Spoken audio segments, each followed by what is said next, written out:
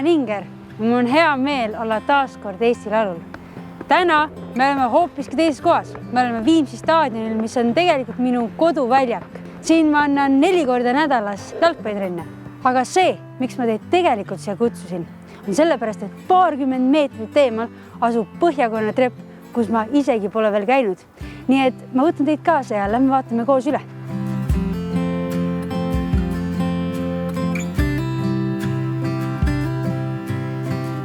Muusikaga ma olen kokku puutunud sünnist saadik.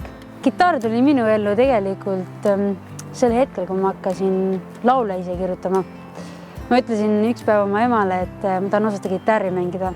15. sünnipäevaks saingi omale kitarri. Esimene kitarriõpetaja oli YouTube.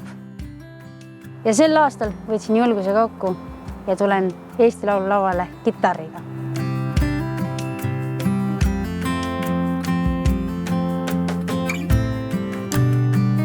Minu kõige olulisem inimene on minu ema ja ta on ka koorijuht ning ta andis tänavuseks Eesti Lauluks paar näpunäidet, et ma laulaks südamest südamesse, ma ei sööks pähkleid enne lavale minekut ning kindlasti paneksin oma kitarri enne häälte. Ja seda kõike kavatsen ma sellel Eesti Laulul teha.